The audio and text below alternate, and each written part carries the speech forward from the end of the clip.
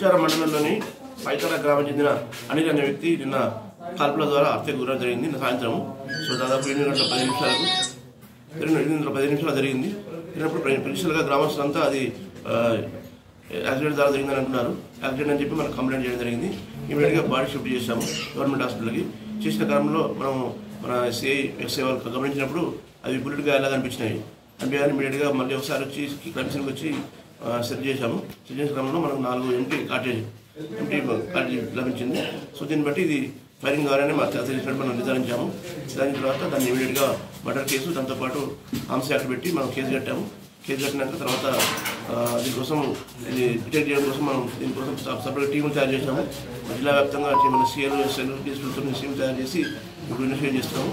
త్వరలో దాన్ని నిజాయిదాలు బయట ఎవరికేం శత్రువు కాదు, అందరికీ సాయం చేసేటోడే.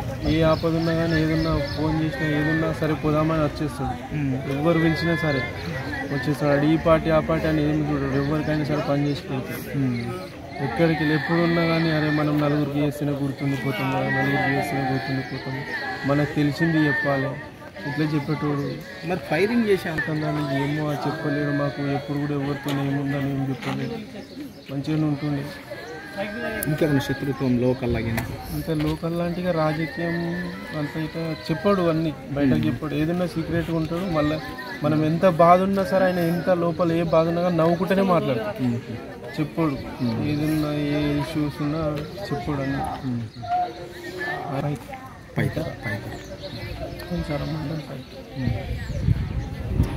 నిన్న అసెంబ్లీకి వేస్తున్నాను. నిన్న గాంధీ భవన్ 9:30కి నిన్న కౌడిపల్లి నుంచి స్టార్ట్ అయినా. మీరు కూడా నేను కూడా ఉన్నా అదే వెహికల్లో. ఇంకో పిల్లగాడు ఉన్నాడు, డ్రైవర్ ఉన్నాడు. ఆ పిల్లగాడు బావా నేను ముగ్గురం పోయినాం. అక్కడ పోయిన తర్వాత ఇది నిన్న పొన్నం ప్రభాకర్ సార్తో మీటింగ్ ఉన్నది గాంధీ భవన్లో. అది ఈ మండల అధ్యక్షుడు, బ్లాక్ కాంగ్రెస్ అధ్యక్షులది మీటింగ్ ఉండే. నిన్న మాట్లాడారు మీటింగ్లో. మీటింగ్ అయిపోయినాక మేము వాళ్ళు వేసిన వాళ్ళే బ్లాక్కు దానికి వేసిన వాళ్ళే లోపలికి పోయారు. మమ్మల్ని లోపలికి రాలేదు, బయటనే ఉన్నాం. అయిపోయినాక వస్తుందా అంటే వస్తే మనకి ఏదన్నా ఒకటి వస్తుంది అని చెప్పి చెప్పిండు. బయటకు వచ్చినాం. బయటకు వచ్చిన తర్వాత కార్లో నేను, మళ్ళీ పిల్లగా డ్రైవర్, మా బావ, మళ్ళీ ఇప్పుడున్న ప్రజెంట్ కుల్చార మండలం పార్టీ అధ్యక్షుడు మల్లేశం గౌడ్ అన్న, నలుగురం వచ్చేసినాం. వచ్చేసి ఆడ హిందూ హోటల్లో తిన్నాం. అక్కడ తినేసి మళ్ళీ ఆడగానే వచ్చేసినాం. ఇక వేడికి కుకుట్పల్లి కాడ మల్లేశం గౌడ్ అన్న దించేసినాం. దించేసి వచ్చేసిన అన్న కౌడిపల్ల నన్ను ఇడిచి పెట్టిండు. ఇంకో అన్న రామచంద్ర రెడ్డి అన్న ఉండే అన్న, ఆయన గండి మైసమ్మ కాడ ఇడిచి పెట్టిండు. నన్ను కౌడిపల్లి ఇడిచి పెట్టిండు. ఆ పిల్లగాన్ని డ్రైవర్ పిల్లగాన్ని అప్పాజిపల్లి కాడ కొత్త పెట్రోల్ పంప్ అవుతుంది, అక్కడ బండి పెట్టిండు. ఆయన బండి తీసుకొని ఆ పిల్లగాడు వాళ్ళ చెగుంట పిల్లగాడు, ఆ పిల్లగాడు వెళ్ళిపోయింది. ఇక బావ కూడా వెళ్ళిపోయింది. సార్ ఏం జరిగిందో కార్లో ఏం జరిగిందో సార్. అప్పుడు రాత్రి ఎంత అవుతుందంట?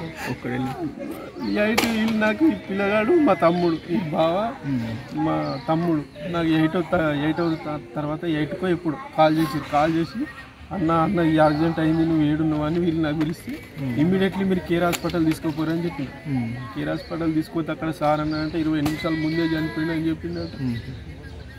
ఇక వీడికి తెచ్చినాక మేము అక్కడ చూడలే.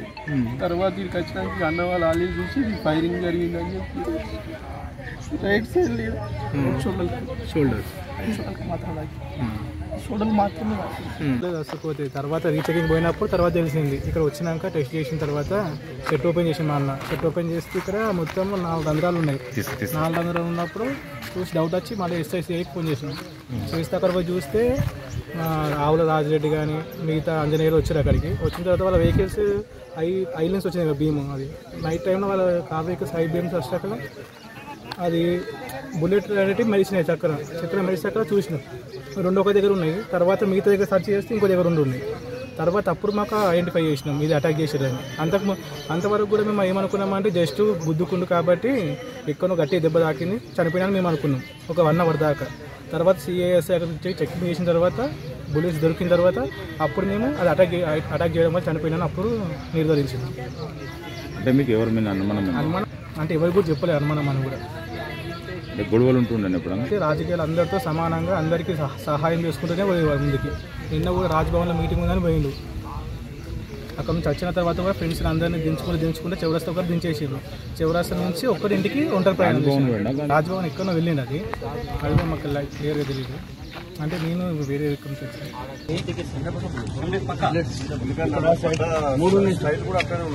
బుల్లెట్స్ సార్ ఇన్సైడ్ పోలేదు. ఒకరు ఫోటో తీసుకొని షేర్ చేసుకోవచ్చు.